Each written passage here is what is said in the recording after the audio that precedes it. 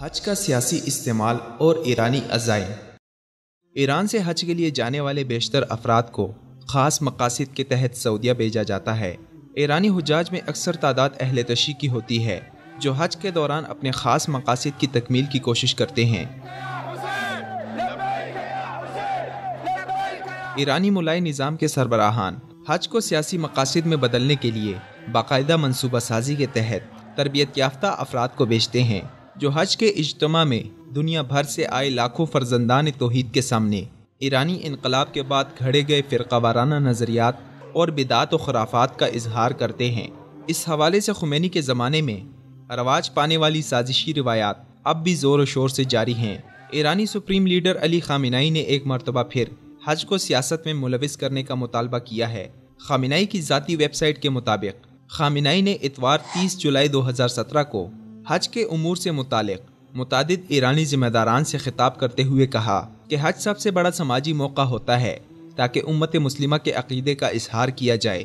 علی خامنہئی کا یہ بیان ایک مخصوص پیرائے میں ہے۔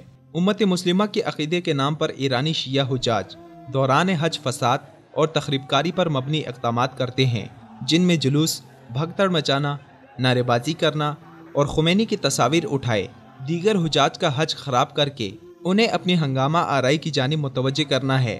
ایرانی حجاج کی جانب سے حج کے دوران مشرکین سے برات کے نام پر بھگدڑ مچانا اور جلوس نکالنا ہے۔ اس دوران ایرانی حجاج نفرت آمیز نعرے لگا کر حج کو سیاسی اجتماع میں بدلنے کی کوشش کرتے ہیں۔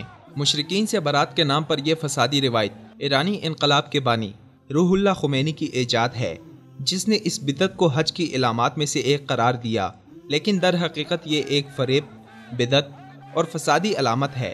اہل علم شیعہ فقہا نے اسے بدعت خمینیہ کا نام دیا ہے۔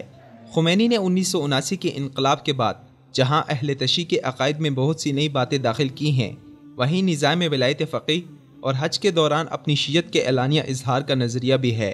خمینی نے اپنی وصیت میں کہا کہ حج بغیر برات شرک کے بے ایمانی ہے، یعنی جب تک شیعہ حجاج مکہ مکرمہ میں خمینی کے من گھڑت نظریات اور سرگرمیاں ادا نہیں کرتے، ان کا حج نامکمل ہے۔ اسی لیے ایرانی حجاج میں بیشتر تربیت یافتہ منصوبہ ساز اور شاطر لوگوں کو حاجیوں کے روپ میں بھیجا جاتا ہے۔ 2015 میں انہی ایرانیوں کی جانب سے مینا کے مقام پر حجاج کے آنے والے راستے میں مخالف سمت پر ریلی نکال کر بھگدڑ مچانے کا بدترین واقعہ پیش آیا تھا، جس کے نتیجے میں سینکڑوں حجاج شہید ہوئے۔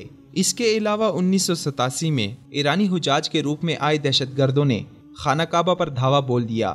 خمینی کے پیروکاروں نے اپنے نظریے کے مطابق خانہ کعبہ پر قبضے کی ناکام کوشش کی، لیکن اس دوران 400 سے زائد حجاج کی شہادت واقع ہوئی اور ایرانی سازش کو منہ کی کھانی پڑی۔ 2015 میں ایرانی شرارت کے بعد گزشتہ برس 2016 میں ایران اور سعودی عرب کے مابین حالات کی خرابی کے باعث ایرانی حجاج نے حج کا بائیکاٹ کیا، لیکن سال رواں میں ایرانی حجاج سعودی عرب آ رہے ہیں اور ان کی پہلی فلائٹ بھی 30 جولائی کو سعودی عرب بھیج دی گئی ہے۔ اس سال حج پر جانے والے ایرانیوں کو ایرانی سپریم لیڈر اور ملائی نظام کے سربراہ علی خامنہئی نے ہدایت کی ہے کہ امت مسلمہ کو حج سے بہتر موقع کہاں ملے گا کہ وہ مسجد اقصیٰ کی بے حرمتی کے حوالے سے اپنے احتجاج کا اظہار کرے اور خطے میں امریکی شرانگیز وجود کے حوالے سے اپنے موقف کا اظہار کرنے کی سب سے بہتر جگہ کون سی ہے۔ خامنہئی نے باور کرایا کہ حج اس کے لیے بہترین مقام ہے۔ گویا ایرانی اس دفعہ پھر شرارت کے عزم سے حج کے لیے جا رہے ہیں، جبکہ کون نہیں جانتا کہ ایران اور اسرائیل کی اندرون خانہ انتہائی قربت ہے۔ اگر ایران کو اسرائیل اور امریکہ کے خلاف اور مسجد اقصیٰ کے حق میں مظاہرہ کرنا تھا تو اب تک ایرانی ملاؤں کی زبانیں کیوں خاموش ہیں؟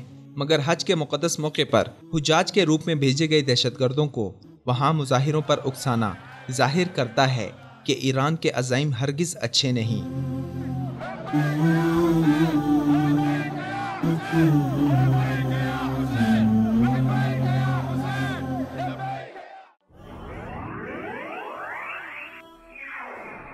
وصال اردو اندھیری رات میں ایک روشن چراغ۔